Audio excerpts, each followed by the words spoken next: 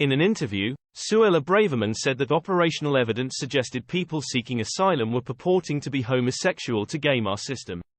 Her comments have not gone down well with Elton John, who expressed concern over the statement.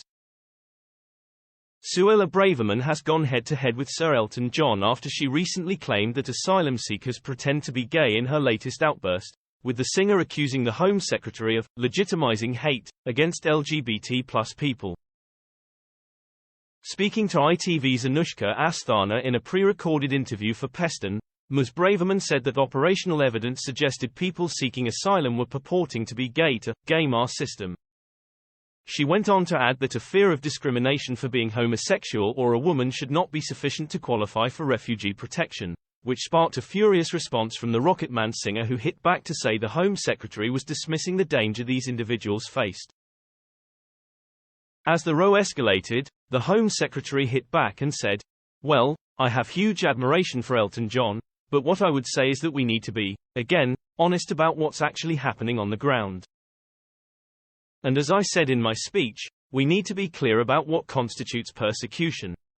That's not the same as discrimination, and I fully acknowledge that it is miserable and incredibly tough around parts of the world to be gay or to be a woman. Being a victim of discrimination shouldn't necessarily qualify you for asylum protection in the UK."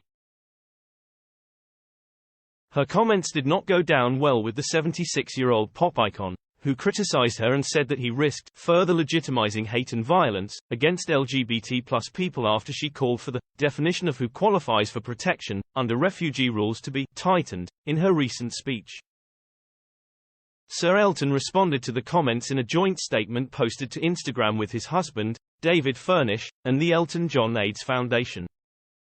The statement said, "We are very concerned about the UK Home Secretary's comments stating how discrimination for being gay or a woman should not be reason enough to qualify for protection under international refugee laws." Nearly a third of all nations class LGBTQ+ people as criminals, and homosexuality is still punishable by death in 11 countries. Dismissing the very real danger LGBTQ+ communities face risks further legitimizing hate and violence against them. Leaders need to provide more compassion, support and acceptance for those seeking a safer future.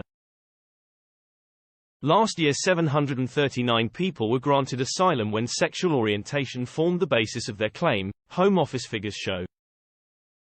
Meanwhile, 285 were rejected. In the previous 7 years, officials granted 3,632 and rejected 6,472 similar applications, but nearly 2,000 of the refusals were overturned at appeal.